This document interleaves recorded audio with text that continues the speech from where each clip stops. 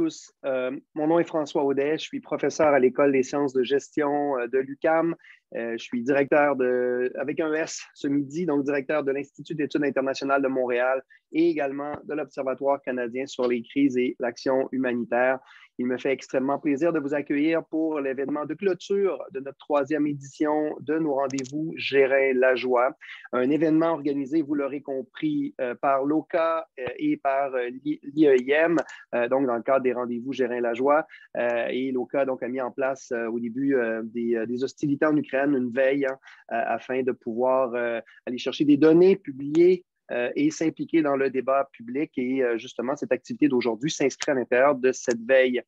Évidemment, lors de la planification de notre programmation annuelle et de notre agenda de nos RVGL l'automne dernier et même en janvier, nous n'avions pas prévu un événement sur ce sujet. Aujourd'hui, les impacts humanitaires de l'invasion russe en Ukraine imposent qu'on ait ce webinaire, évidemment. Donc, pour nous, il n'y avait aucun doute de la nécessité d'avoir dans notre agenda une discussion avec des experts qui pourront apporter un éclairage unique, évidemment, de la situation là-bas. Essentiellement, après un mois de conflit en Ukraine, les images maintenant sont générées de partout, des immeubles d'habitation, des villes entières, des hôpitaux, des abris civils sont bombardés, écoles, réseaux d'eau, centrales électriques et même nucléaires ont été affectés. L'OMS, l'Organisation mondiale de la santé, a recensé plus d'une vingtaine d'incidents contre les établissements de soins et contre le personnel de la santé. Et évidemment, et ce n'est pas le but de la conversation, mais tout porte à croire que le conflit est évidemment loin d'être terminé. Tout ça, autant de violations du droit international humanitaire. Comme vous le savez, donc, depuis les conventions de Genève de 1949, le cadre du droit humanitaire international a évolué, s'est fait malmener au fil des conflits quand même, s'est renforcé à certains moments aussi. Mais évidemment, lorsqu'on regarde ce qui se passe en Ukraine, on comprend que beaucoup de belligérants ignorent volontairement ou involontairement le droit international humanitaire. Ce que ça fait pour les civils, ben, c'est rien. C'est une situation, évidemment, en Ukraine qui est venue intenable, un véritable enfer. Les chiffres, on les connaît. Donc, au risque de répéter, c'est plus de 10 millions de déplacés actuellement. Si ce n'est pas déjà fait, on aura atteint 4 millions de réfugiés. On doit aussi retenir que de cette population de déplacés, 50%, enfin, au moins la moitié sont des enfants, des jeunes de moins de 18 ans. Beaucoup de femmes aussi, évidemment. Une population très vulnérable. Et une donnée qui m'a particulièrement marqué, 4000 naissances ont eu lieu sous les bombes depuis un mois. Pour les civils, les défis liés aux évacuations se révèlent être de plus en plus complexes. On va en parler évidemment. L'accès humanitaire semble parfois impossible dans plusieurs régions, alors qu'inversement, les besoins des populations civiles ne cessent de croître. En fait, le temps, la durée de la guerre étant défavorable à la protection des civils. La crise en Ukraine, état des lieux et perspectives. Nous faisons le point donc ce midi, heure de Montréal, avec deux invités que je vais vous présenter dans quelques instants. Anastasia Ryabchuk et Stephen Cornish. Merci d'être là. Je vais vous présenter dans quelques instants. Avant, peut-être vous parler évidemment du déroulement de notre activité. Donc, premièrement, nous avons eu l'honneur de recevoir cette semaine M. Peter Maurer au rendez-vous Gérer la joie. C'est notre invité d'honneur. Et nous allons écouter un bref extrait d'une entrevue qui a été réalisée un peu plus tôt avec donc le président du Comité international de la Croix-Rouge, Peter Maurer, une entrevue qui a été faite par Bernard de Rome, le président de l'Institut. Donc, M. Maurer met en perspective d'ailleurs les limites de l'application du droit humanitaire dans le contexte du conflit ukrainien. Donc, ça mettra la table évidemment à notre webinaire. Après ce court extrait, nous aurons l'occasion d'entendre le témoignage de nos deux invités.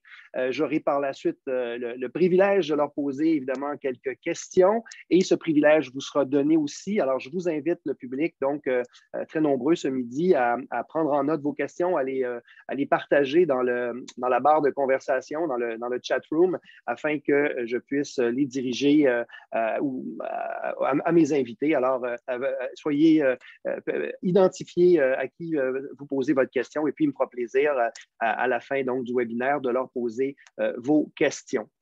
Donc, sans plus tarder, je vous invite maintenant à écouter le bref extrait de l'entretien que nous avons eu plus tôt avec M. Peter Maurer sur les défis de la négociation avec les belligérants et de l'application du droit humanitaire international dans le contexte du conflit en Ukraine.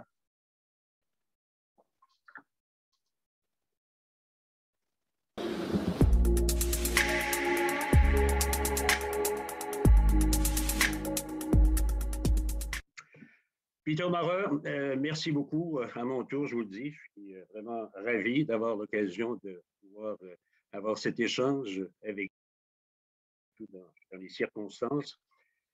Écoutez, déjà 10 ans, François le mentionnait que vous êtes à la tête de cette grande organisation qui se veut le gardien de la loi humanitaire internationale, de la défense des victimes de guerre.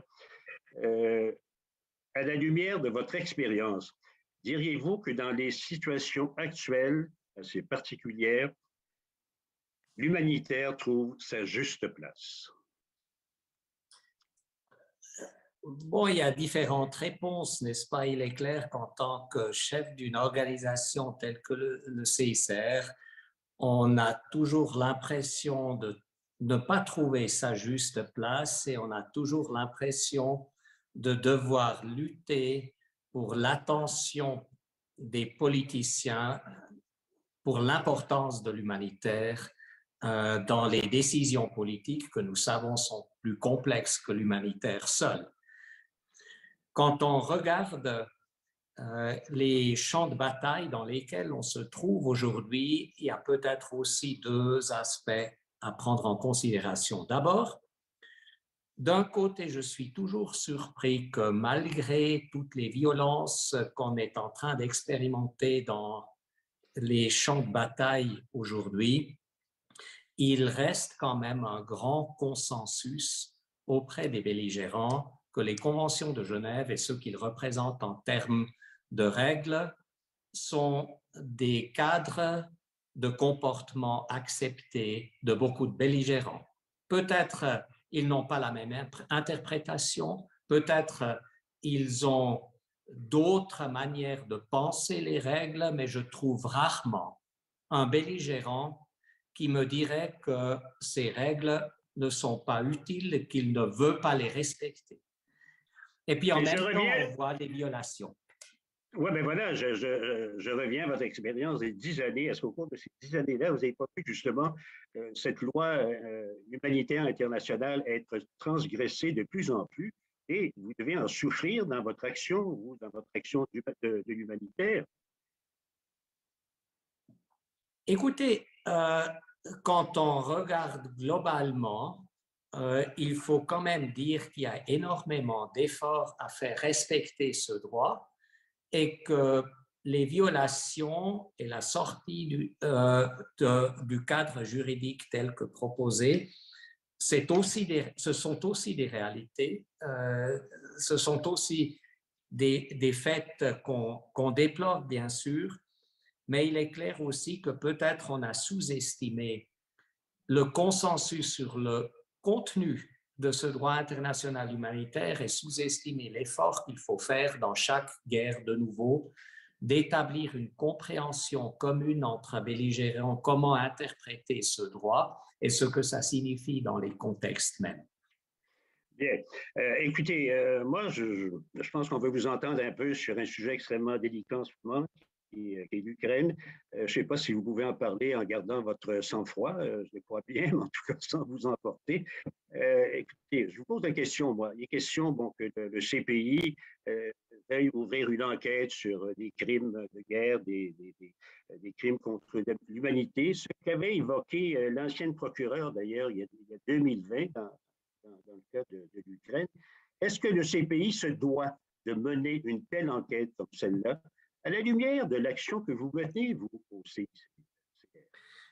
Écoutez, peut-être il faut bien être au clair quel est et quel peut être le rôle d'une organisation qui se veut en proximité des belligérants et en proximité des populations civiles.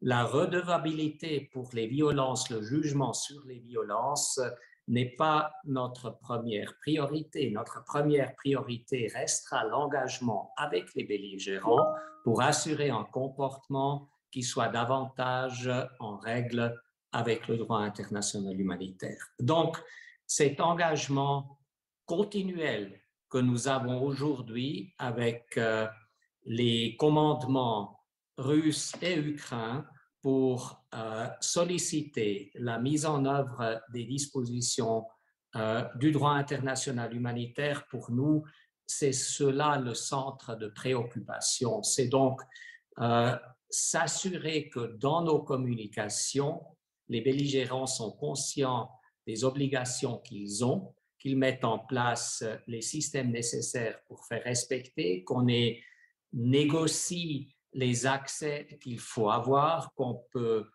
avoir des discussions et des négociations sur la protection de la population civile, sur la protection pratique du jour au lendemain dans les champs de bataille. On est une semaine dans l'escalation de ce conflit, on est encore tout au début d'un engagement que le CICR se veut avoir dans tous les conflits dans lesquels on travaille et qu'on voudra aussi et qu'on aspire d'avoir en Ukraine. Mais dans ce conflit, comme dans tous les autres conflits, on veut s'engager pour changer les comportements en ligne avec les obligations du droit international humanitaire. Ce n'est pas à nous de nous exprimer publiquement sur les violations, c'est d'autres instances de la communauté internationale qui ont ce travail. Et je pense, dans ce sens, on comprend aussi ce qu'on appelle souvent confidentialité au CICR, n'est-ce pas, notre effort d'avoir un espace privilégié de dialogue avec les belligérants pour les convaincre sur l'interprétation et la mise en œuvre de leurs obligations. Il faut... Oui, c'est ça. Excusez-moi, vous ne pouvez rester insensible quand même à une violation grave du droit international humanitaire, n'est-ce pas? Écoutez, on est là pour nous engager quand on observe ces violations, pour encore une fois nous engager avec les belligérants à arrêter ou à changer leur comportement qui a mené à cette violation. Mais je pense que c'est toute l'idée d'une organisation qui est sur les lignes de front, qui s'engage avec les parties au conflit d'une manière confidentielle, de changer ses comportements. On n'est pas là pour en faire jugement sur la place publique, parce qu'il y a d'autres instances qui vont juger de ça au moment venu.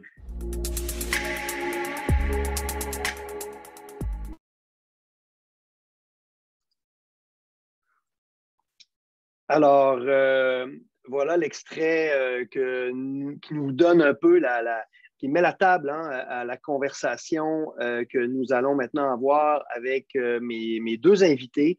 Évidemment, je remercie d'entrée de jeu Peter Maurer d'avoir accepté notre invitation, donc président du Comité international de la Croix-Rouge, dans un agenda très chargé, on peut l'imaginer. Je remercie aussi Bernard de Rome, le président de l'Institut, pour cet entretien. Donc, je vous présente nos deux invités pour cette conversation, la suite du webinaire. Nous pourrons évidemment référer à ce que M. Maurer nous donnait comme indication, notamment dans l'interprétation des règles de la guerre, voir si une telle chose est possible. Donc, je vous présente mes deux invités. Premièrement, Anastasia Ryabchuk. Donc, Anastasia est une collègue, elle est professeure en sociologie à la National University of Kyiv en Ukraine. Mais évidemment, étant donné le contexte, elle est actuellement réfugiée à Paris. Donc, ses intérêts de recherche portent justement notamment sur les vulnérabilités dans les communautés de première ligne de la région du Donbass en Ukraine. Alors, évidemment, Anastasia, merci énormément d'être là avec nous et de prendre le temps et l'énergie de venir témoigner de ce que tu as vécu et de ton analyse aussi comme académique et experte de la situation humanitaire en Ukraine. Je vous présente également Stephen Cornish, donc, qui est directeur général de Médecins sans frontières suisse. Il était auparavant au Canada, donc il a occupé le poste notamment de président-directeur général de la Fondation de David Suzuki, bien connu ici au Canada. Il a aussi été directeur général de Médecins sans frontières Canada. Nous avons été dans une autre vie aussi collègues chez CARE. Donc, durant son parcours, il a également occupé le poste de chef de mission, entre autres en Russie, en Sierra Leone, en Géorgie et au Pérou. Stephen, merci beaucoup également d'avoir accepté notre invitation. D'entrée de jeu, ce que je vous demanderai l'un après l'autre, et je vais laisser la parole pour commencer à Anastasia en une dizaine de minutes. Donc, nous partager, évidemment, dans votre cas, Anastasia, le parcours unique, donc d'académique spécialisé des enjeux humanitaires en Ukraine et désormais réfugié donc en France, étant donné le conflit. On veut vraiment entendre votre témoignage. Je vous laisse la parole. Merci beaucoup, merci pour l'invitation. Merci pour ce vidéo très intéressant. Et je veux tout d'abord commenter un peu sur ce vidéo. Comme moi, je ne travaille pas pour le Croix-Rouge, je travaille dans un secteur académique et donc j'ai la liberté d'être plus directe avec mes formulations. Je pense que le terme conflit en Ukraine n'est pas un terme correct. C'est pas un conflit, c'est une guerre qui a été lancée par la Russie avec l'invasion russe qui a commencé le 24 février. En fait, la guerre a commencé il y a 8 ans, vous le savez bien, en 2014, et j'ai travaillé sur le sujet des communautés en Donbass qui étaient affectées par la guerre. Mais c'était limité, oui, le Crimée et le Donbass. Maintenant, c'est toute l'Ukraine qui est touchée par la guerre. En tout cas, c'est aussi de dire que c'est un conflit ukrainien, c'est aussi de ne pas parler des agents. Qui sont les agents dans ce conflit? Pourquoi tout ça se passe? Et on sait bien que bien sûr, en Ukraine, il y avait plein de problèmes. Avant le 24 février, il y avait le problème de la corruption, une très faible confiance dans le gouvernement et la pauvreté, c'était un des pays les plus pauvres en Europe. Mais aucun problème interne ne justifie pas l'invasion par la Russie. Oui, et ce que la Russie fait, surtout dans les bombardements de l'infrastructure civile, dont on a parlé déjà, le bombardement des hôpitaux, des écoles, des endroits où on savait très bien que les gens civils, les femmes et les enfants se cachaient, où ils venaient pour prendre du pain. Là, ce sont les crimes de la guerre. Même dans le temps de la guerre, les combattants n'ont pas le droit de tirer l'infrastructure civile. Alors là, je pense qu'il est nécessaire de dire qui est l'agent de cette violence, que c'est la Russie, que c'est le régime de Poutine. C'est pas juste un conflit en Ukraine.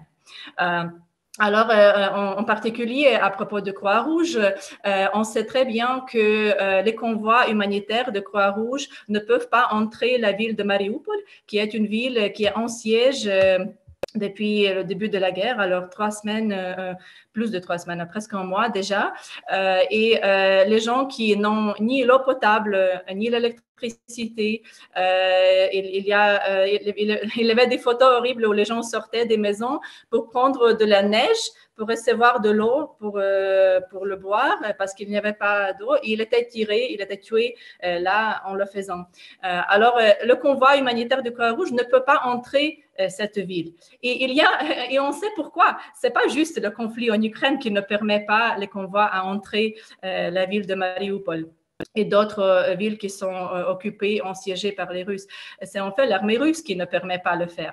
Alors, je comprends la position de Croix-Rouge, mais moi, comme quelqu'un qui ne travaille pas pour Croix-Rouge, j'ai le droit d'être plus direct dans mon analyse. Alors, à propos de cette crise humanitaire, ce qu'il faut dire...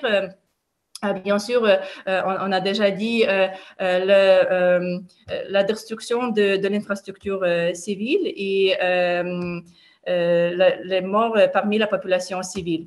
Alors, on sait déjà qu'il y a plus de 100 ans d'enfants qui étaient tués. Et la plupart des victimes, ce sont en fait les personnes vulnérables, les femmes, les personnes âgées. Il y avait par exemple en maison de retraités, des personnes de vieil âge qui étaient bombardées et 54 personnes de vieil âge qui étaient dans ces maisons étaient morts. C'est la ville de Rubizhne, à l'est de l'Ukraine. En fait, les gens qui restent dans ces villes encerclées, ce sont les gens les plus vulnérables. Bien sûr, on parle beaucoup des réfugiés. Et c'est vrai qu'il y a déjà 3 millions, plus de 3 millions de réfugiés ukrainiens.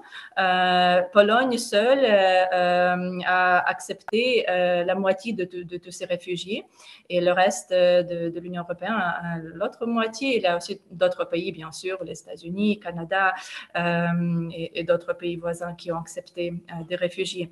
Mais si on considère 3 millions, même 4 millions de réfugiés, c'est juste 10% de la population. Alors, 90% de la population reste en Ukraine. Et bien sûr, une partie de la population reste dans les régions où il n'y a pas des bombardements. Oh, pardon, qu'est-ce qui s'est passé? Oui, c'est pas très grave, Anastasia, c'est que ton image a bloqué, mais on n'a rien manqué de ton témoignage. Tu peux continuer. OK, d'accord. Oui, alors oui, une certaine partie de la population réside dans les endroits où il n'y a pas de guerre active et ils sont en sécurité relative. Mais en même temps, il y a beaucoup de monde qui reste dans les villes où il y a les bombardements et il faut en penser, il faut réfléchir des problèmes de ces gens. Par exemple, moi, je suis de Kiev. Et moi, comme j'ai un enfant de 7 ans, une fille, je suis partie tout de suite. Mais ma mère, le 24 février, elle a dit non, je veux rester, c'est ma maison, c'est ma ville, je vais rester ici. Mon frère aussi, il a dit, il va rester, mais les hommes, vous le savez bien, les hommes ne peuvent pas partir, ils doivent s'engager soit dans l'armée, soit comme bénévoles. Il y a des gens qui ont décidé de rester, comme mon frère ou comme certains amis, certains collègues, surtout ceux qui n'ont pas d'enfants. Il y a les gens qui n'avaient pas de moyens, par exemple, les gens de la mobilité réduite. Oui, alors les personnes âgées, seules, pour qui il était difficile d'arriver à la station, à la gare, par exemple. Là, bien sûr que les populations les plus vulnérables sont touchées au pire. Et quand les villes sont encerclées, ils ont aussi des problèmes additionnels, par exemple la difficulté d'obtenir les médicaments nécessaires, la difficulté d'obtenir la nourriture, etc. Alors, il faut penser vraiment des besoins de ces populations vulnérables qui restent en Ukraine. Aussi, je ne sais pas si vous m'entendez bien toujours. Oui, on t'entend très bien, il n'y a pas de problème. D'accord. Aussi, je voulais dire qu'un point intéressant, c'est l'infrastructure publique et le rôle de cette infrastructure en aidant la population civile pendant la guerre. Dans les années 90, chez nous en Ukraine, après la chute de l'Union soviétique, mais partout dans le monde avec les politiques néolibérales, on disait que le secteur public n'est pas efficace, ça prend trop d'argent, il faut privatiser tout. Mais en fait, ce qu'on voit en Ukraine, c'est que le secteur public est vraiment efficace, très efficace pendant la guerre. Les trains, par exemple, ils ont déjà transporté des millions de gens dans les endroits plus calmes. Les trains vont chaque jour des villes comme Kharkiv, où il y a les bombardements constantinés, de villes comme Kiev, il y a plusieurs trains par jour, ils sont complètement gratuits et les gens risquent leur vie. Les conducteurs de ces trains risquent leur vie pour sauver les autres. Aussi les hôpitaux. Alors les médecins qui restent dans les villes en siège et dans les villes où il y a les bombardements. Aussi les services communaux de la ville, par exemple les pompiers, les gens qui nettoient les rues.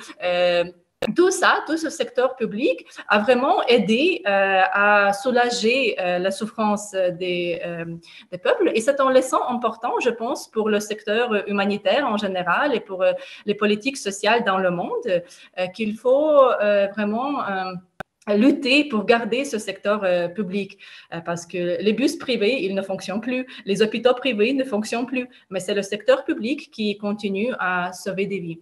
Et aussi pour les gens qui ont des difficultés à s'engager d'une manière pratique, comme le Croix-Rouge qui ne peut pas s'engager, ne peut pas dire que c'est une guerre, mais dit que c'est un conflit en Ukraine, ce secteur public peut offrir aussi un moyen pour aider la population civile. Alors, en aidant le système ferroviaire ukrainien. En aidant le système des hôpitaux, le système médical ukrainien, on peut soulager la souffrance des gens. Alors, il y a aussi les comptes bancaires, il y a les initiatives pour récolter les médicaments, pour aider d'autres façons. Alors, je pense que dans ce sens, il faut vraiment soutenir le travail de ces infrastructures critiques. Parce qu'on sait que dans les pays où il n'y a pas des infrastructures publiques comme chez nous, c'est vraiment beaucoup plus difficile. En Afghanistan, en Syrie, dans les pays africains. Alors ça, c'est une autre chose que je voulais dire. OK. Et aussi, les choses dont on peut parler, comment aider l'Ukraine. Bien sûr, il y a aussi beaucoup de débats s'il faut aider les grandes organisations comme le Croix-Rouge ou aider les petites organisations, petites initiatives. Et on voit des discussions académiques de l'anthropologie de l'humanitarisme que les organisations internationales très grandes, ils sont souvent pas très vite dans leurs réponses. Et aussi, ils ont beaucoup, un pourcentage de tous ces dons va pour administrer le système humanitaire. Donc, très souvent, on voit que seulement 20% ou 30% des dons caritatifs vont directement à des gens vulnérables. Par contre, les initiatives plus petites qui sont lancées par les Ukrainiens, par les bénévoles ukrainiens, ça va beaucoup plus vite et 100% des dons en général sont transférés. Alors, c'est aussi quelque chose de considéré, c'est l'organisation de la société civile en Ukraine, surtout les premières semaines quand les dons des organisations comme le Croix-Rouge, les Médecins sans frontières n'étaient pas arrivés encore. On disait, il attend à la frontière, tous ces grands camions, il attend en Pologne, en Roumanie, mais les gens ont besoin des choses tout de suite. Et là, dans ce sens, on voit que la société civile ukrainienne est vraiment vivante et très forte et les gens se sont organisés très vite pour offrir l'aide sur place avec des ressources très limitées, mais c'est vraiment impressionnant. Et je pense qu'il faut souligner ce rôle de la société civile. Bien sûr, aussi, dans la résistance à l'armée, on voit beaucoup d'images, des vidéos où les femmes âgées vont confronter les tanks ou les gens armés. Et c'est aussi très touchant qu'ils n'ont pas peur, qu'ils sont prêts à défendre leur pays. Mais oui, alors en tout cas, ce rôle de société civile, il est important de souligner. Je vois que je n'ai plus de temps, mais j'ai encore beaucoup de choses à dire. Je peux commenter encore dans la session Question and Answer Q&A plus tard. Oui, non, disons que ça trace un excellent portrait de l'état des lieux et surtout, j'apprécie énormément le fait que vous présentiez le tout comme académique, comme intellectuel et que vous avez une capacité de vous détacher de ce sujet qui, évidemment, est intimement lié à votre nation, à vos racines, à votre famille qui est encore là-bas. Donc, c'est particulièrement pertinent, Anastasia. Je vais laisser l'équipe vous conseiller. Je crois que vous devriez peut-être vous reconnecter afin qu'on qu'on revoit votre visage dans le webinaire.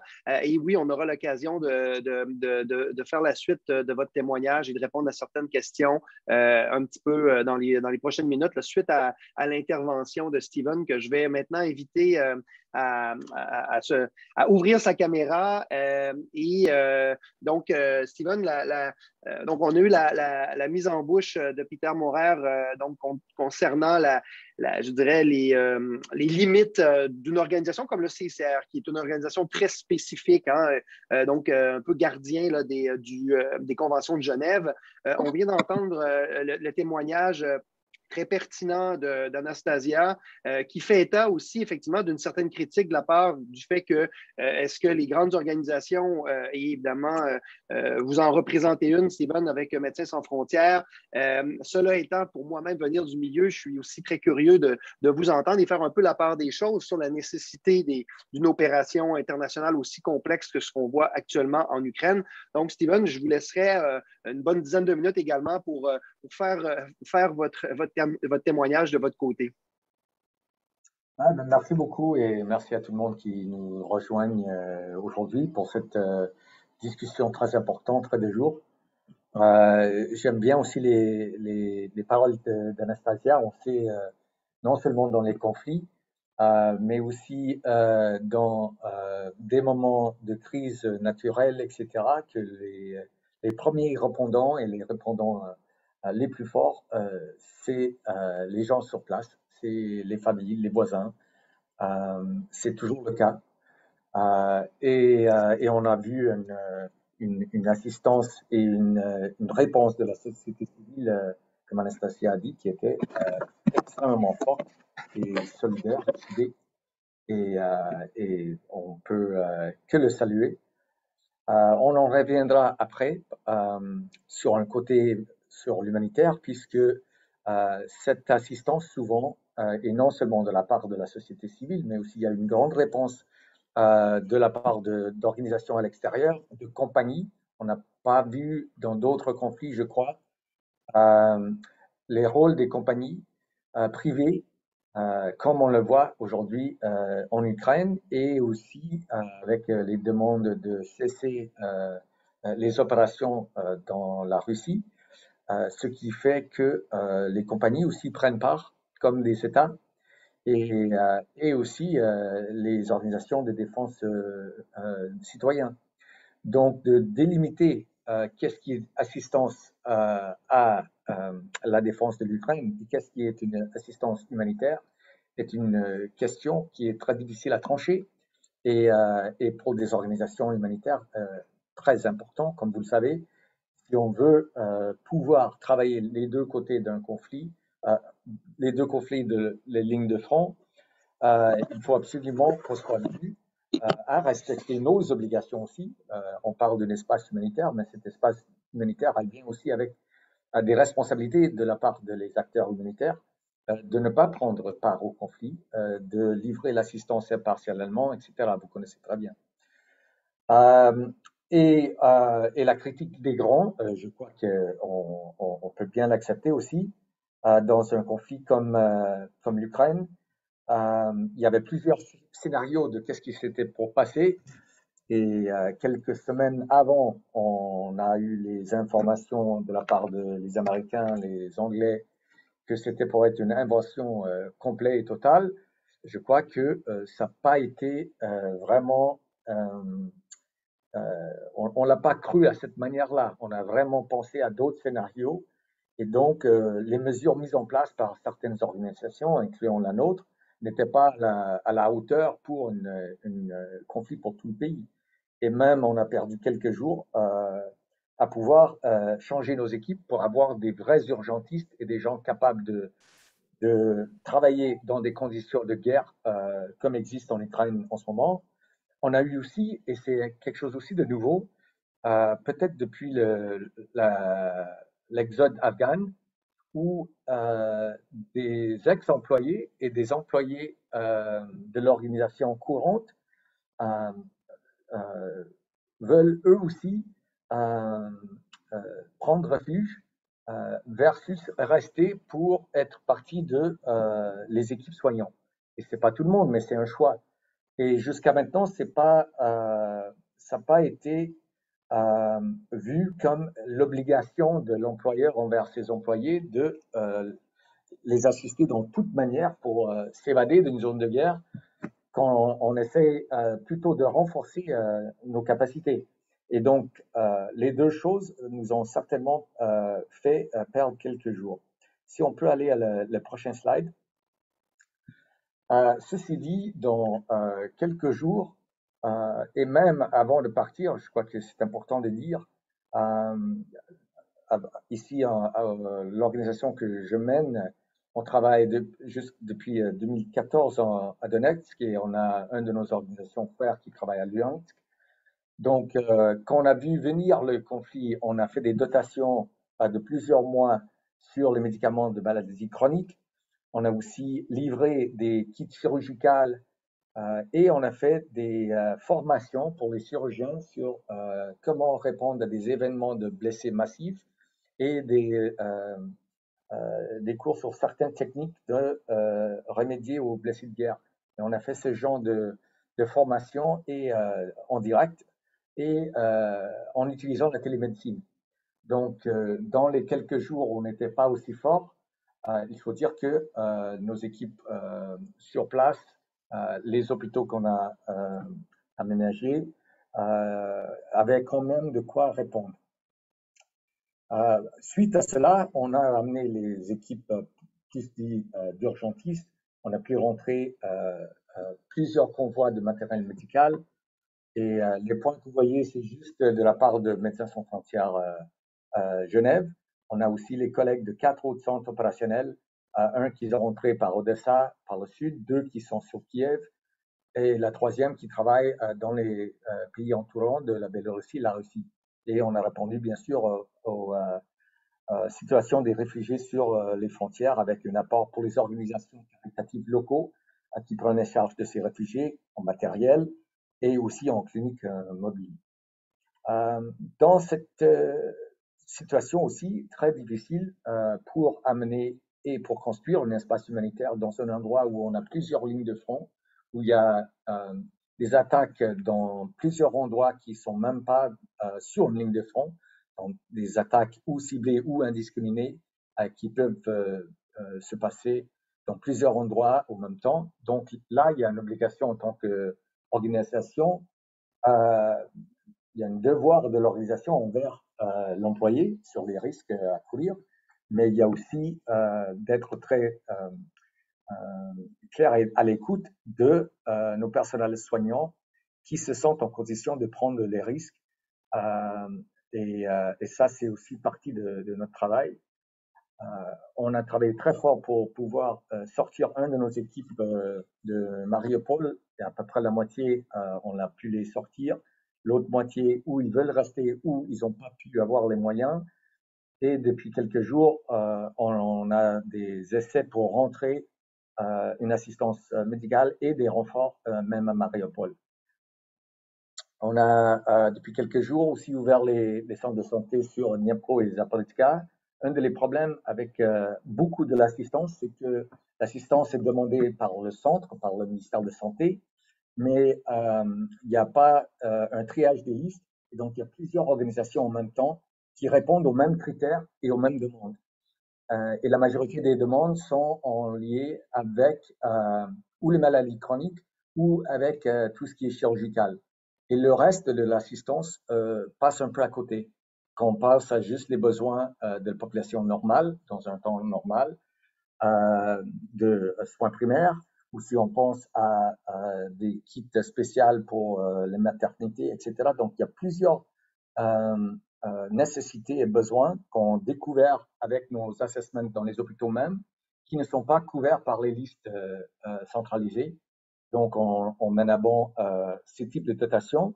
Mais le deuxième problème, c'est que la majorité est centralisée sur Kiev et la redistribution est difficile, mais aussi risque d'être coupée avec les changements dans les lignes de front.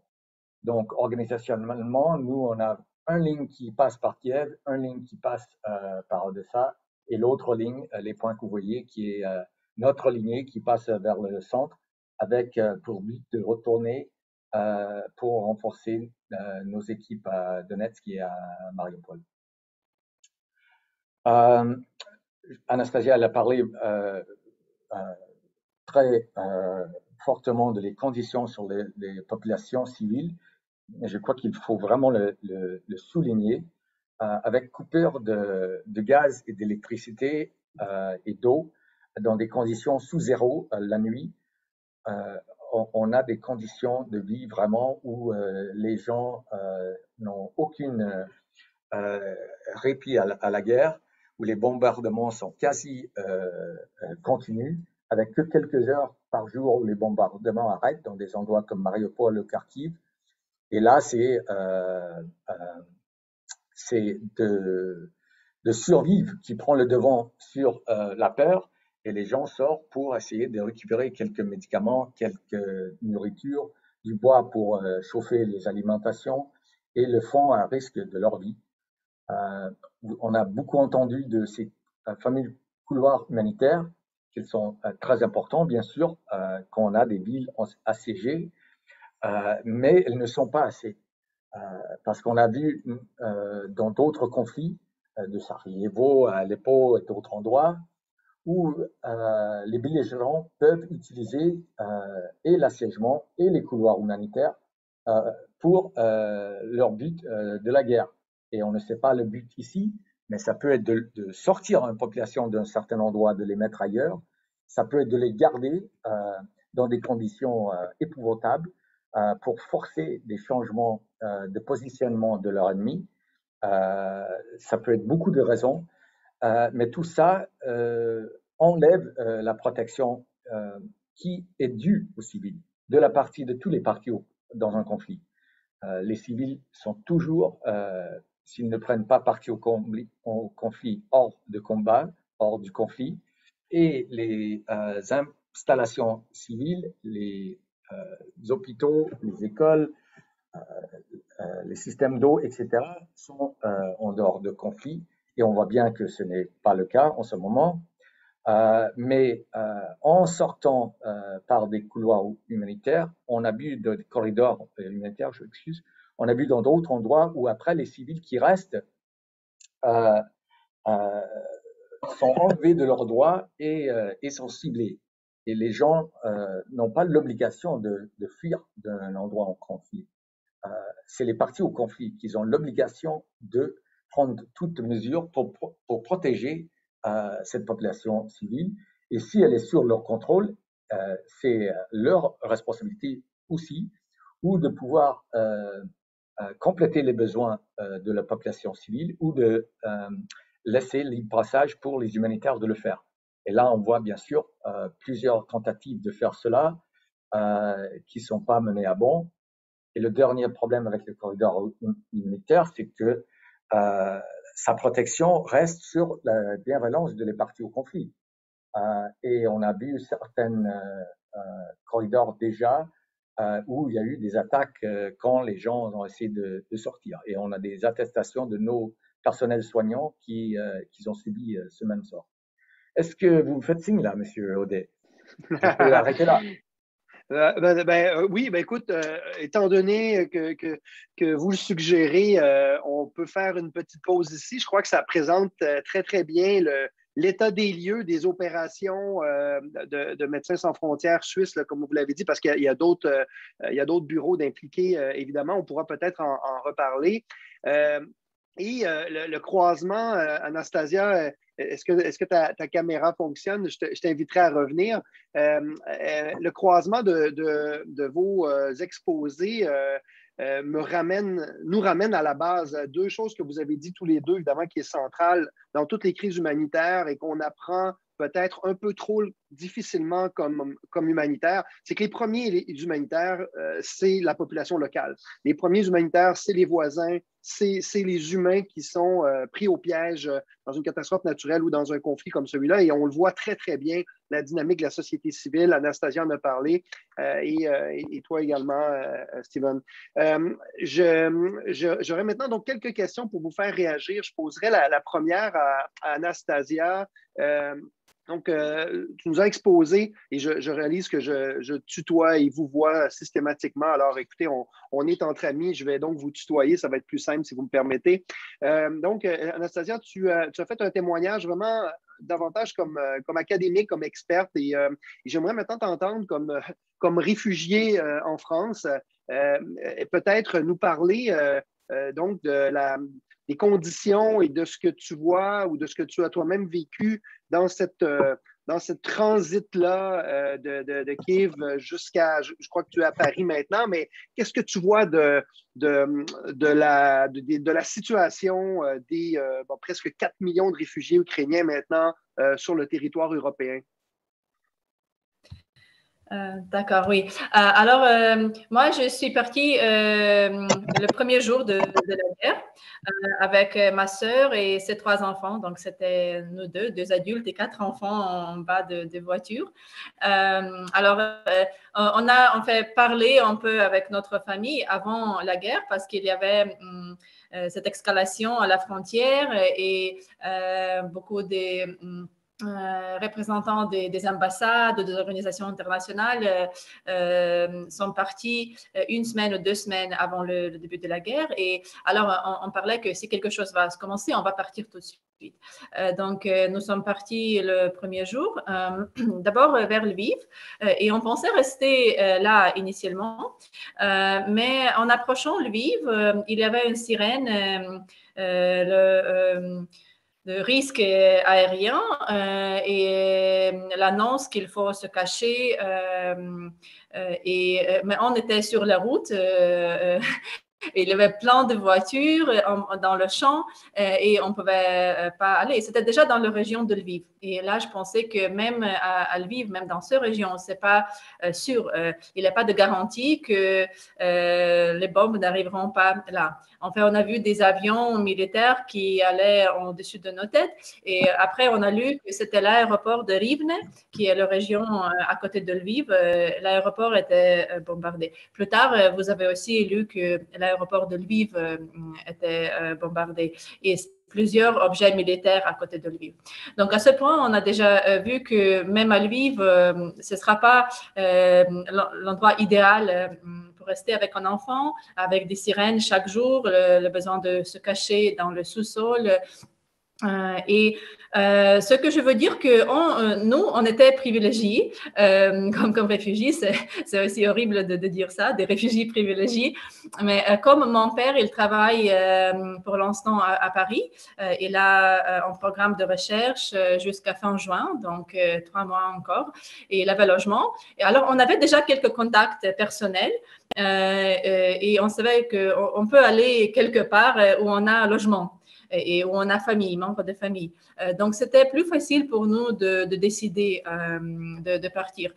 Et je veux souligner ça aussi, que les gens qui arrivent vers la France ou qui arrivent, je ne sais pas, vers les Pays-Bas ou les pays qui sont plus loin de l'Ukraine, ce sont pour la plupart des gens qui ont des contacts soit personnels, soit professionnels. Moi aussi, j'avais des contacts professionnels comme sociologue et j'ai fait mon doctorat en co-tutelle avec l'EHESS, École de haute études en sciences sociales, ici à Paris.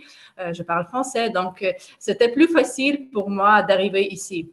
Alors, la plupart des réfugiés, ils n'ont pas de ce privilège des contacts, des réseaux sociaux, et ils restent à la frontière. Ils restent à l'est de Pologne ou à l'est de Slovaquie, Hongrie, Roumanie, Moldavie, les pays voisins. Et là, aussi, les conditions pour ces réfugiés sont plus modestes parce qu'il y en a vraiment beaucoup de monde arrive. Quand on traversait la frontière à pied avec ma fille, il fallait attendre 20 heures juste à la frontière. La nuit, c'était très froid. Il n'y avait rien, il n'y avait aucune infrastructure parce que c'est la zone neutre entre l'Ukraine et la Pologne. Il y a 1 kilomètre entre les 2 pays. Et là, il y a des milliers de gens, les femmes, les enfants qui restent. Alors là, c'est très difficile. Et je voyais que les gens quand ils arrivaient en Pologne, les gens qui n'avaient pas de contact, des bénévoles ou de famille, ils étaient envoyés dans les camps de réfugiés où ils dormaient sous les tentes chauffées, mais quand même, ce ne sont pas des conditions pour l'habitation long terme. Alors, bien sûr, la situation la plus difficile est en Pologne. La société polonaise était très bienveillante et ils ont accueilli vraiment bien les Ukrainiens. Il y a beaucoup de contacts personnels et des contacts d'amitié. Mais c'est très difficile pour Pologne. Et je pense que aussi d'autres pays européens doivent penser à soutenir leurs voisins plus à l'est, les voisins de l'Union européenne, oui, la Pologne, la Slovaquie, la Roumanie, etc. Alors, dans ce sens, moi, j'étais un réfugié privilégié, aussi comme quelqu'un qui sortait de l'université. Il y a plusieurs programmes pour des réfugiés de milieu académique, le programme POSE par exemple, et j'ai posé ma candidature pour ce programme, j'attends les résultats. Mais en disant cela, il faut aussi savoir que même ces réfugiés privilégiés, ils ont la famille, ils ont les amis qui restent en Ukraine. Et on a très peur pour, par exemple, moi, pour mon frère surtout. Il est à Kiev et s'il y aura la guerre vraiment ouverte dans le centre-ville, il ne sera pas en sécurité. Il a 34 ans, il est jeune. Et alors, oui, alors même pour des réfugiés aussi, le père de ma fille, tous les hommes, 50% des Ukrainiens parlent aujourd'hui de la séparation familiale. Alors, une famille sur deux était cassée par la guerre. Les hommes ont dû rester en Ukraine, ont dû rester dans leur ville. Les femmes avec les enfants se sont parties. Il y a aussi des cas de l'abus parce que les femmes avec les enfants qui arrivent, ils sont bien sûr vulnérables, surtout s'ils ne parlent pas les langues des sociétés qui les accueillent. Il y a des cas de la prostitution, les cas des abus avec les enfants où les gens qui ne sont pas membres de la famille essaient de traverser la frontière de l'Ukraine avec les enfants qui ne sont pas leur famille et on ne sait pas qu'est-ce qui va se passer avec ces enfants plus tard. Et beaucoup des problèmes. Dans chaque guerre, on parle de ces problèmes et il faut en parler aussi au niveau européen, bien sûr. OK, je peux parler encore, mais je peux aussi laisser la parole à quelqu'un d'autre. Mais merci Anastasia. Ça donne déjà un bon portrait de la complexité puis de la texture. Chaque cas est unique, effectivement. Tu fais mention notamment à des réfugiés privilégiés parce que ils parlent une langue français, anglais, allemand, etc. Parce qu'ils ont un réseau ou comme toi des contacts professionnels, donc versus des gens qui arrivent au duty-free de la frontière et se font donc envoyer dans des conditions d'hébergement temporaire, évidemment très difficiles, surtout pour des familles et des gens vulnérables. Steven, je te relancerai un peu la question, peut-être plus opérationnelle. Tu as fait mention dans ta présentation évidemment de la manière dont la stratégie d'accès de Médecins sans frontières était déployée. Quand je croise la carte que tu nous as présentée, évidemment, qui ne dit pas tout, je comprends bien, mais qui quand même met les points là où vous travaillez. Quand je croise cette carte-là sur les zones du conflit actuellement, il y a des superpositions, évidemment. Alors, comment, Médecins sans frontières, comment vous assurez, si on peut s'en assurer, de la sécurité, notamment des employés de Médecins sans frontières, des bénévoles, des réseaux et des professionnels qui sont mobilisés compte tenu de ce qu'on voit, de ce qu'on observe, et Anastasia en a parlé, donc des violations là, du droit humanitaire et des cas documentés d'attaques contre des centres de services de santé en Ukraine? Ben, c'est là où est tout l'enjeu, puisque normalement, comme vous le savez bien, on travaille avec le consentement communautaire et avec le consentement des parties au conflit. Donc, ça veut dire pour la communauté de s'asseoir avec les leaders, pour les parties au conflit de s'asseoir avec leurs représentants politiques et ou les représentants militaires pour exiger justement cette protection que malheureusement dans le conflit actuel est très imparfait. Alors là, on a besoin, au lieu, on a besoin de réduire les risques qui sont pris. On essaie de renforcer les systèmes de santé existants. Donc, dans plusieurs cas, ce sera de déménager les services les plus critiques d'endroits qui pourraient être plus à risque dans des hôpitaux existants pour les mettre, par exemple, dans le sous-sol. Normalement aussi, c'est en donnant les coordonnées des hôpitaux et en plaçant une croix rouge sur la toiture. Mais on sait que dans certains contextes, ceci n'est pas la protection qu'il devrait l'être. Donc, ça devient un problème assez aigu puisque on voudra pas donner des conseils à un chef d'hôpital qui croit que cela mettra plus à risque son structure. Mais malheureusement, de l'autre côté, si on veut bénéficier de cette protection, il y a aussi ces règles. Et donc là, c'est un endroit où on est dans une vraie tension. On l'a vu à Alep, par exemple, on l'a vu à Grozny, on l'a vu dans d'autres conflits, où si le marquage, si les coordonnées, si tout cela n'est pas exact,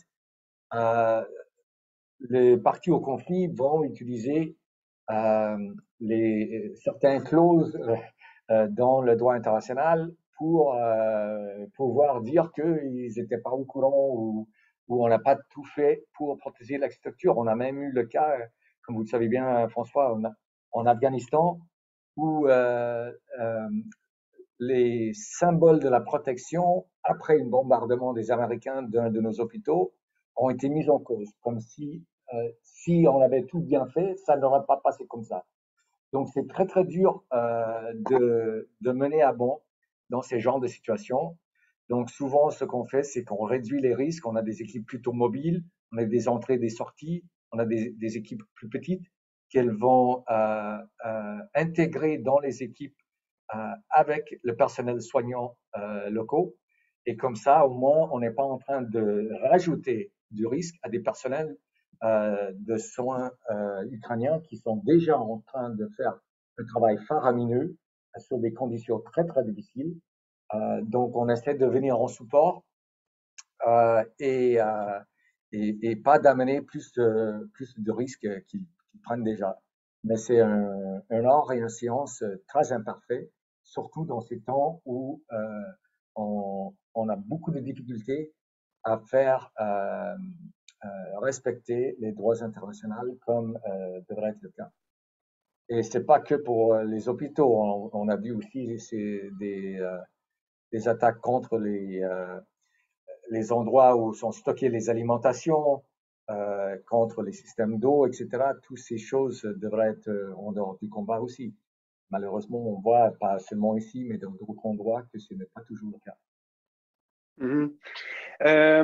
Il y a plusieurs questions qui arrivent déjà du public et d'ailleurs, j'invite le public à transmettre vos questions. Il y en a en fait deux questions que je vais réunir parce qu'elles se recoupent et c'est donc une je crois comprendre, de notre ancien collègue Adam Johnson là, de la Croix-Rouge et de Élie Langevin également. Les deux questions s'intéressent à la coordination et je vous la demande à toutes les deux. La coordination avec les acteurs locaux.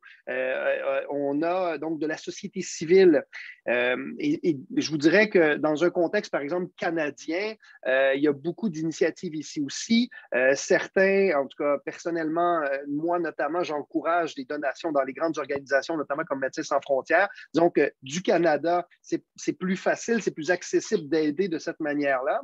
C'est sûr que du côté européen, la logistique, les chaînes d'approvisionnement sont différentes, les réseaux aussi avec les sociétés civiles sont terrestres, c'est plus gérable. Alors, je vous demanderais peut-être en premier lieu, Anastasia, et ensuite Steven. Anastasia, qu'est-ce que tu vois et qu'est-ce que tu suggères pour améliorer la coordination entre toute cette solidarité internationale qu'on voit, et je peux vous le dire que du côté canadien, il y en a beaucoup, alors c'est pas mal partout comme ça, et ces initiatives citoyennes de la société civile, des réseaux, des diasporas en Europe ou même de la société civile en Ukraine. Comment on fait la connexion? Qu'est-ce que tu vois qui pourrait être suggéré au public actuel, notamment de notre salle ou aux experts qui nous écoutent? Merci. En fait, c'est une très bonne question et j'ai travaillé sur cette question déjà même avant cette étape de la guerre qui a commencé le 24 février parce que j'ai travaillé dans le Donbass où en fait la présence des organisations humanitaires était très importante et ils ont fait vraiment beaucoup dans les situations où l'État n'était pas assez fort pour aider des personnes vulnérables dans les zones grises où le contrôle était disputé, si c'est contrôlé par le gouvernement ukrainien ou pas. Bien sûr, les organisations internationales, ils ont des grands moyens pour aider dans les situations vraiment liminales, les situations très tragiques. Mais ce que j'ai vu parmi certains problèmes dont on peut aussi penser un peu plus peut-être, c'est l'instrumentalisation des experts locaux et des organisations qui travaillent sur place, qui font la plupart du travail, mais ils ont beaucoup moins de ressources et ils n'ont pas le droit de décider comment dépenser cet argent, où sont les besoins les plus importants. Parfois, les organisations, bien sûr, ils les demandent qu'est-ce que vous pouvez nous suggérer, qu'est-ce que vous pouvez nous dire, mais parfois, les organisations, ils arrivent déjà avec quelques préconceptions. Alors, on va faire ça, même si ce n'est pas le point le plus important dans le contexte. Par exemple, j'ai fait beaucoup de recherches pour plusieurs organisations internationales humanitaires qui me demandaient de faire l'analyse des inégalités de genre et de la violence domestique dans ces communautés. J'ai écrit toujours dans les rapports qu'il faut parler des hommes vulnérables dans les zones industrielles qui ont perdu souvent le travail avec l'occupation d'une partie des régions de Donetsk et de Luhansk et que les hommes, quand ils n'ont pas de travail, surtout si c'est l'âge de 50 ans, ils sont en plus grand risque de commencer à boire, de commencer à battre leurs femmes ou de prendre l'argent de leurs parents âgés. C'est aussi un type de violence domestique. Et les organisations étaient très surprises que je parlais des hommes. Et pourquoi hommes? Mais c'est l'analyse de genre, il faut parler des femmes. En fait, ça c'est juste un petit exemple où les organisations arrivent souvent avec leur discours, leurs préconceptions et soit ils n'écoutent pas les conseils qui disent quelque chose d'autre que leur préconception. Soit ils instrumentalisent juste pour donner une citation. Alors, ils ont déjà un texte, un template. Parfois, je recevais quelques templates avec des analyses, des conclusions déjà faites et je devais juste fournir les mots des gens qui habitent des experts qui travaillent dans ces communautés. Alors, c'est vraiment l'instrumentalisation un peu néocoloniale où ces experts qui sont à New York ou à Londres, ils savent déjà tout et ils ont besoin de ces gens-là juste pour confirmer ce qu'ils savent déjà. Et maintenant, malheureusement, je le vois aussi souvent dans les séminaires. Par exemple, moi, je suis plutôt à gauche du point de vue politique et beaucoup des gens qui sont à gauche, ils ont déjà quelques discours, quelques narratives et ils ont besoin juste de ces Ukrainiens comme token Ukrainians qui vont apparaître à l'écran et puis ils vont utiliser ces paroles pour dire « Ah voilà, mais on le disait déjà, on le savait ». Et facilement à gauche, à droite aussi, partout. Alors ça, c'est un problème, donc je pense qu'il faut adresser et il faut vraiment respecter plus, donner plus de paroles et de ressources de decision making, de prendre des décisions importantes de ce qui va se passer sur place. Très souvent, ces organisations, ils sont très hiérarchiques et même si, par exemple, Médecins sans frontières sur place, dans un hôpital à Mariupol ou Croix-Rouge, quelque part aussi dans une communauté locale, ils peuvent faire beaucoup des choses magnifiques, mais il y a une hiérarchie. Après, il y a l'office régional, l'office central à Kiev, il y a l'office international, et la communication est parfois assez difficile. Donc, je pense que de ce point-là, il faut plus d'égalité dans les relations entre les Ukrainiens qui représentent la société civile, qui souvent savent beaucoup plus parce qu'ils habitent là, parce qu'ils travaillent là, et ils savent plus de points de vue pratiques. Oui, alors ça, ce sera un de mes conseils. Merci, Anastasia. C'est extrêmement pertinent et je vois que dans la barre d'échange du public, beaucoup ont apprécié tes propos. Steven, maintenant, de la perspective de Médecins sans frontières, donc comment on veille à cette connexion avec des initiatives de la société civile dans le cas qui nous intéresse, donc l'Ukraine, évidemment, où il y a une dynamique sociétale évidemment très évidente et des liens avec des organisations internationales, que ce soit MSF ou d'autres. J'aimerais t'entendre là-dessus. Oui, absolument. On a tout un domaine de travailler avec les patients et les communautés comme partenaires et on ne cherche jamais, ou jamais c'est un grand mot, on essaie de ne pas chercher à remplacer ce qu'il existe. Donc, pour ce qui est de la prise en charge de les réfugiés et les déplacés sur place, on est en train de faire un apport à ces systèmes locaux et à ces organisations locaux au lieu de reprendre la main. Et en Donbass, depuis 2014, on travaille justement à travers un réseau de volontaires qui vont vers ceux qui sont les plus vulnérables, vers les vieillards, vers ceux qui ont des maladies chroniques, qui leur aident à pouvoir voir des médecins, combler leurs besoins de base.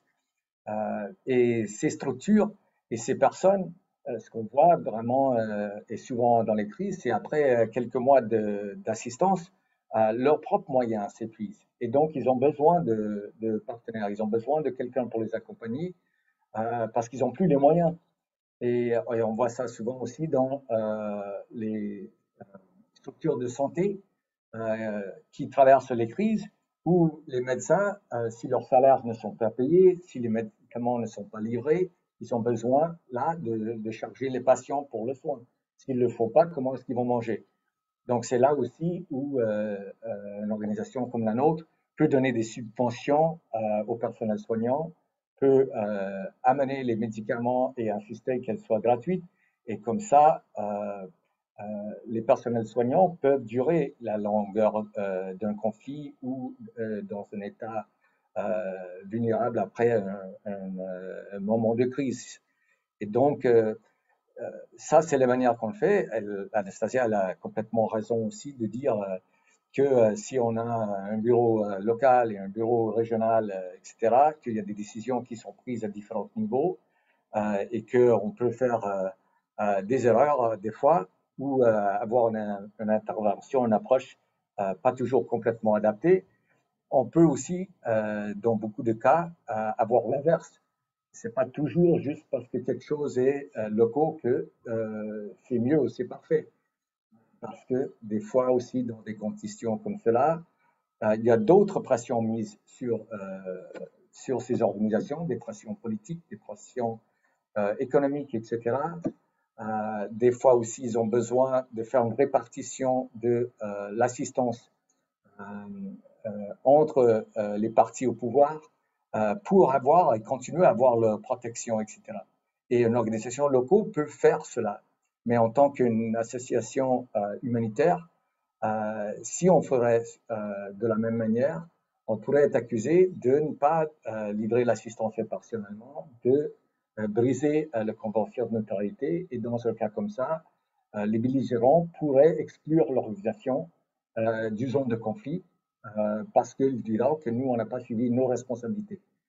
Donc, c'est ces deux côtés où il faut trouver l'harmonium.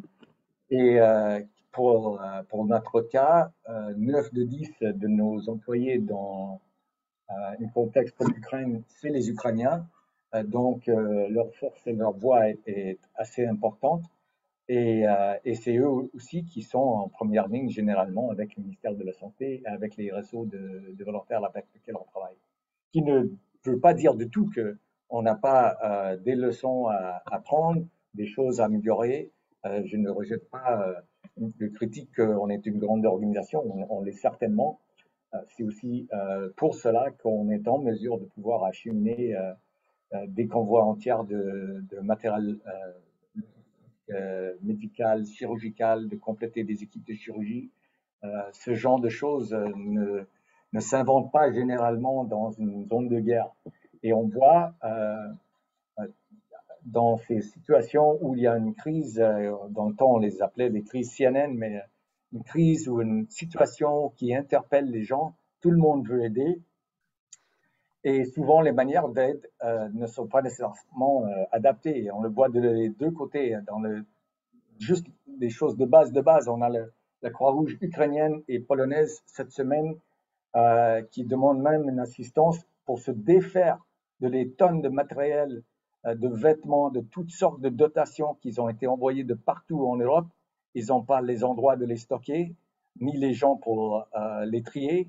Et ça enlève même leur capacité de réponse. Et on a vu aussi sur les frontières des organisations médicales envoyer 4 ou 5 médecins à Lviv pour 5 jours pour prendre soin, sans doute, de les réfugiés blessés. Mais il y a tout un système déjà établi entre la Croix-Rouge ukrainienne et polonaise. Médecins sans frontières accompagne aussi ces patients pour la sortie, pour assurer qu'ils sont en bon état. Et on voit quelques organisations qui arrivent, donnent quelques cartons de médicaments qui ne sont pas nécessairement ceux qu'ils ont utilisés par les Ukrainiens, prennent quelques photos avec des réfugiés blessés et retournent à leur organisation dans leur pays. Un peu le volunteerism.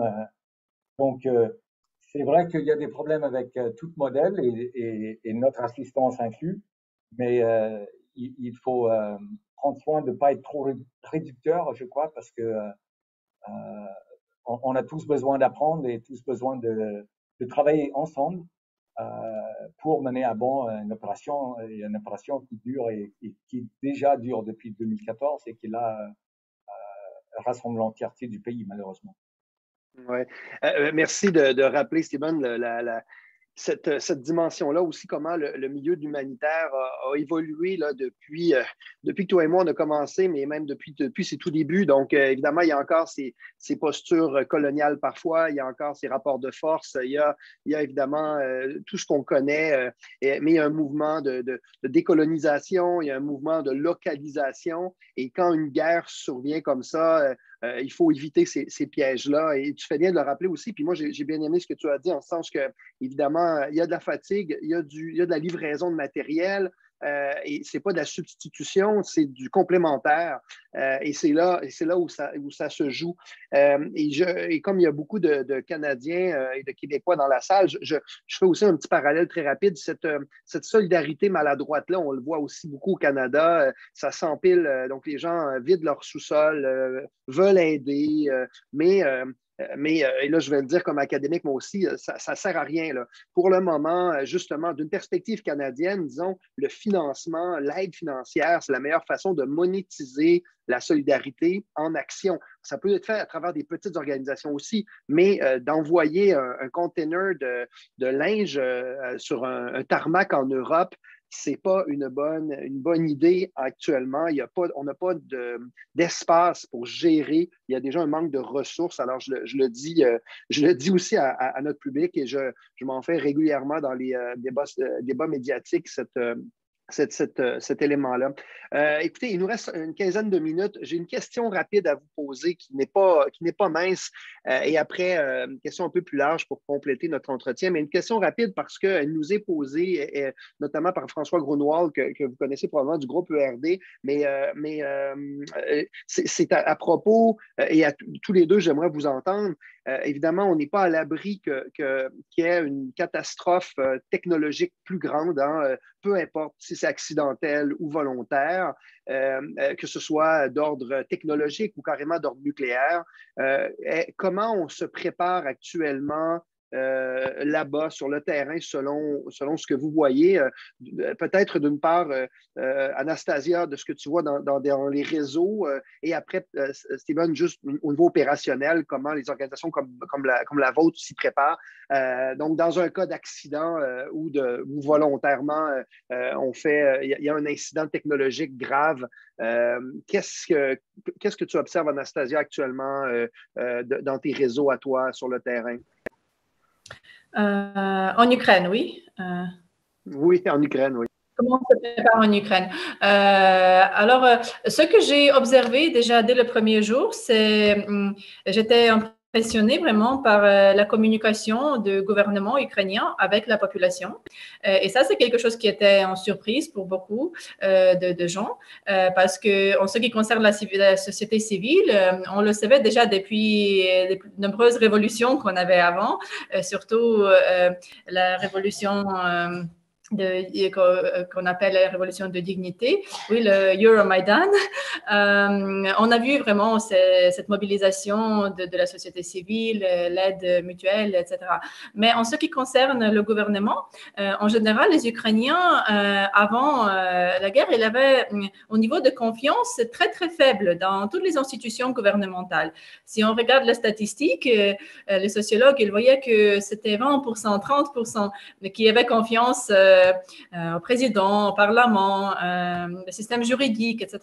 La police aussi. Alors, ce qu'on voit maintenant est que ce niveau de confiance est vraiment très élevé. Et c'est une réponse de la société en reconnaissant le travail que le gouvernement a fait, à leur communiquer ce qui se passe, quels sont les risques, quelles sont les possibilités d'obtenir l'aide, de s'évacuer, etc. Et quand on partait de Kiev le 24 février, on avait le radio dans notre voiture et on entendait tous ces communiqués du président, du ministre de l'Intérieur, de l'armée, etc. Et il était très spécifique, il était très professionnel. Il disait à la population quoi faire, quelles sont les options, que les trains désormais sont gratuits, vous pouvez prendre le train en direction ouest. À la gare gratuitement, etc. Toutes ces informations s'étaient faites d'une manière très professionnelle et on voyait aussi que le gouvernement pense à la population. Et c'est une grande différence avec le gouvernement russe qui, alors il y avait cette phrase que les femmes, ils vont naître plus d'enfants ou plus de soldats et qui ne pense pas trop à la population de leur pays. En Ukraine, par contre, on a vu cette réponse professionnelle et aussi réponse en pensant de la population et le confiance que la population a est maintenant très, très haut. Et c'est bien. Ça veut dire que les gens, ils ont confiance. Ils vont écouter ce que le gouvernement va dire. Il y avait des instructions, par exemple, quoi faire dans la situation d'une attaque chimique, quoi faire s'il y a un grand incendie, par exemple à Soum, il y avait un incendie à l'usine qui produisait les pains. Alors, paint, alors acrylic et tout ça, mais aussi le paint for painting qui sont très... La peinture. Oui, les peintures qui sont très toxiques. Et il avait la communication tout de suite que rester à la maison, fermer toutes les fenêtres, mettez aussi le drap humide à la fenêtre et toutes ces informations. Alors, il y a bien sûr la communication. Maintenant, il y avait les communications, quoi faire si il y a les bombardements avec les phosphores qui touchent la peau et c'est très dangereux. Et ce sont les bombardements, par exemple, à Kharkiv, on a utilisé. Il avait les informations, quoi faire comme aide primaire et quoi ne pas faire. Alors, je vois ça dans les réseaux sociaux et je vois que le gouvernement, aussi sur les sites web, il y a de temps en temps ces informations Dans le cas d'une attaque chimique, dans le cas de l'attaque nucléaire, bien sûr, ce sera beaucoup plus difficile de faire quelque chose pour se protéger. Pas seulement en Ukraine, mais dans le monde entier. Mais en tout cas, on voit ces informations. Même le premier jour, quand on partait, ma mère, la première chose qu'elle a fait, elle est restée à la maison, elle a mis le banc, dans la salle de bain, plein d'eau pour avoir, je ne sais pas, 100 litres d'eau. Et ça, c'était l'instruction qui était donnée pour le début de la guerre. On ne sait pas si jamais on ne va pas avoir l'eau potable. Au moins, remplissez tout de suite les baignoires, oui. Bathtubs. Fill up bathtubs. Voilà, les baignoires. Alors même ces détails, les petits détails comme ça, on avait ces instructions. Donc, je pense que cette communication est assez bien. Bien sûr, on ne peut pas prévoir tous les risques et on ne peut pas prévoir toutes les situations. Je pense que surtout en cas de la guerre nucléaire, ce sera très difficile d'être en sécurité, même s'il y a quelques instructions. Malheureusement, je ne suis pas très optimiste dans ces cas. Ouais. Merci, Anastasia. Effectivement, je crois que on sera tous pessimistes si ça part en vrille avec des attaques nucléaires. Évidemment, on ne va pas souhaiter ça ni à l'Ukraine ni à personne.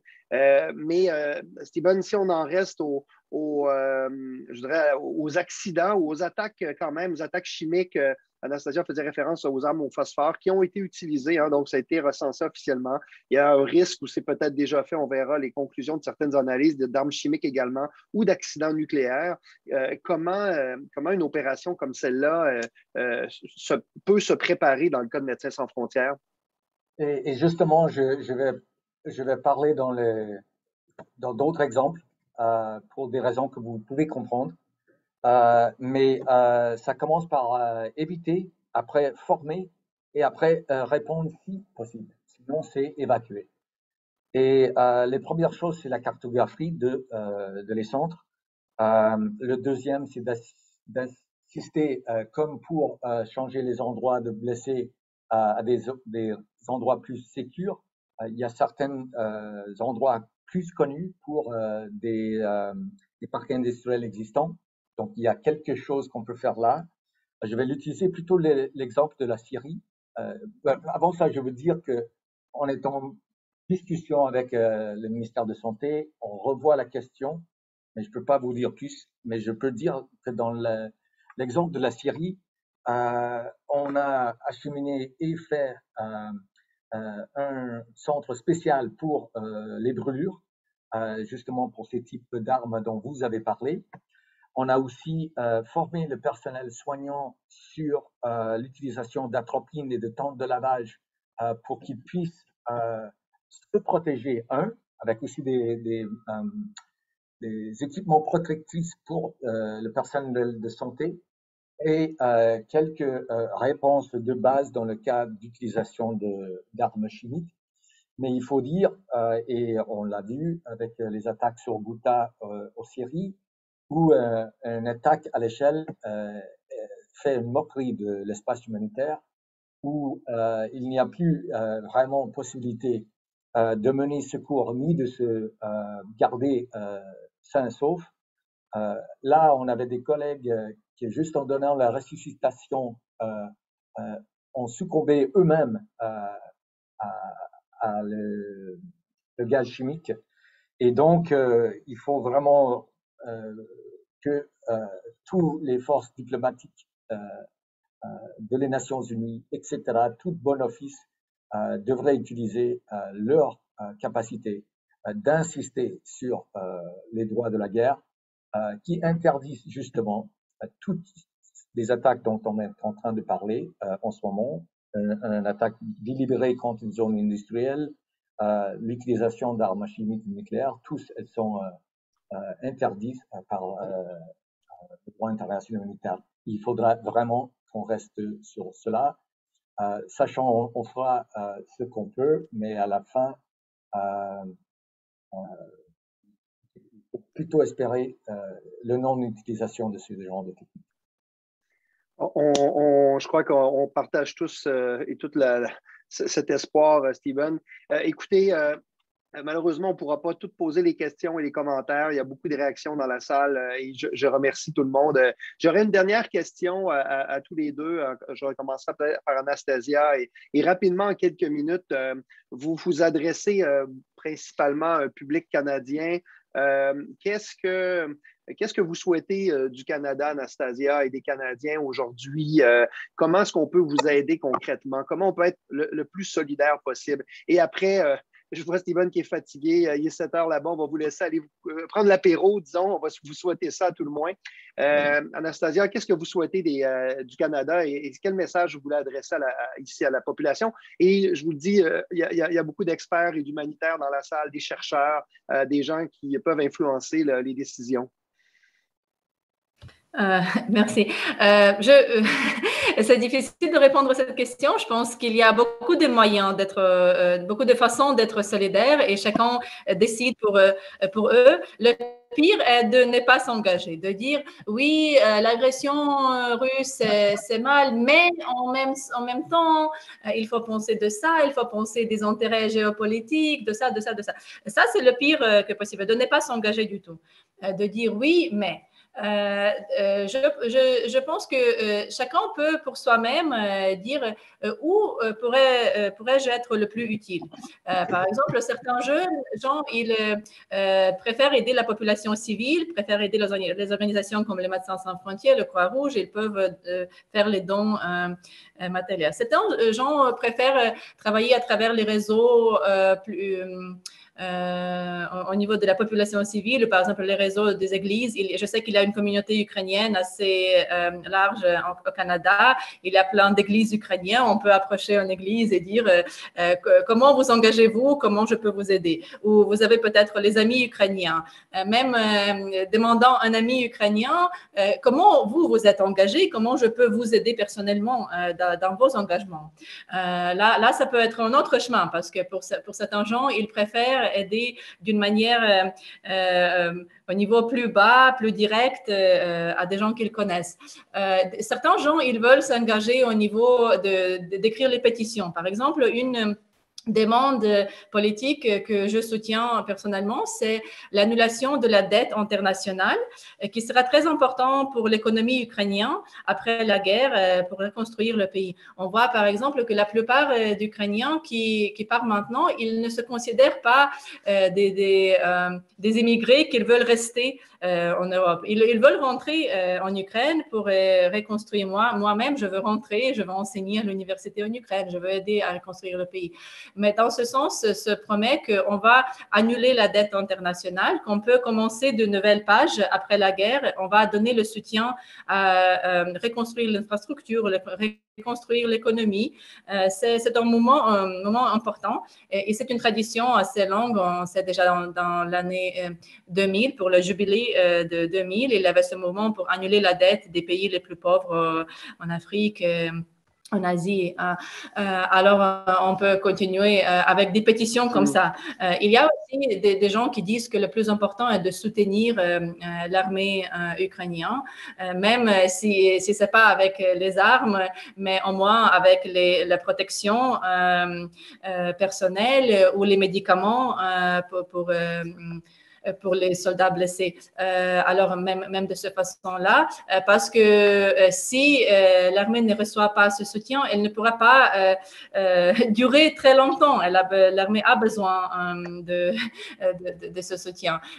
Mais je sais que pour des gens, ce sont des priorités différentes. Certains gens, ils disent « Ah non, moi, je suis pacifiste, je préfère aider la population civile. » Certains gens, ils disent non, je préfère soutenir l'armée parce que c'est eux qui prennent ce combat.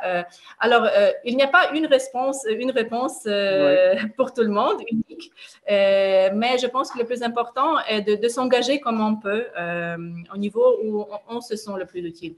Les gens ici, je sais qu'en France, par exemple, ils offrent les cours de la langue française pour les nouveaux arrivés ukrainiens qui ne parlent pas le français ou qui sont bénévoles et aident les réfugiés avec les démarches administratives. Même cet engagement pratique comme bénévole avec les réfugiés peut être utile. Alors oui, il y a plein de façons de s'engager. J'apprécie beaucoup tous ces exemples-là. Je crois que ça va rejoindre beaucoup de gens dans la salle. Et moi, ça me donne aussi des outils, ainsi qu'au centre de recherche et à l'Institut ici, parce qu'on est beaucoup sollicité. Alors, c'est une panoplie d'options, évidemment. Et évidemment, puis on n'en a pas parlé aujourd'hui, ce n'était pas le propre de ça, mais c'est sûr que le Canada, comme ça a été le cas pour la Syrie et d'autres situations, même en Afghanistan, va devenir une terre d'accueil pour ouvrir ses frontières aux réfugiés ukrainiens. Pour l'instant, c'est encore flou, mais c'est sûr qu'il y aura aussi cette possibilité-là pour que les Canadiens s'engagent à ouvrir leurs portes, ouvrir leurs frontières aux Ukrainiens. D'une perspective peut-être plus organisationnelle, Steven, en terminant, c'est quoi ton message de ton côté pour l'engagement? Qu'est-ce qu'on peut faire pour vous aider? Ouais, mais je crois que si les gens ils ont venu aujourd'hui nous écouter, c'est parce qu'ils sont déjà engagés, ils s'informent, c'est déjà le premier pas. Après, si les gens veulent être solidaires, qu'ils démontrent cette solidarité de la manière qu'ils pensent et qu'ils trouvent est le meilleur. Petite organisation, grande organisation, pour moi, il n'y a aucune différence. Je dirais, ce que je souhaiterais, c'est que, et que je sais par plusieurs expériences, c'est la guerre même a une drôle de possibilité à nous faire perdre notre humanité. On peut voir le meilleur et le pire dans la guerre. Et on le voit juste en regardant les médias sociaux ces dernières semaines. La guerre, c'est pas un jeu. Elle fait les vulnérables, elle fait la souffrance. Elle est utilisée peut-être comme jeu par les grands politologues, mais c'est toujours le peuple et le petit qui souffrent le plus. Et ça, autant pour un soldat conscrit par l'armée russe que pour une famille ukrainienne sous les bombardements. Donc, mon message, ce serait de montrer cette solidarité, mais avec l'humanité, pour que on ne se perd pas nous-mêmes dans cela, parce que les conflits et les désastres ils sont généralement longs. Il faudra une solidarité qui dure dans le temps. Et on en a parlé un petit peu, François, avant la séance. Il y a tellement d'autres crises et conflits oubliés. Et on oublie très vite.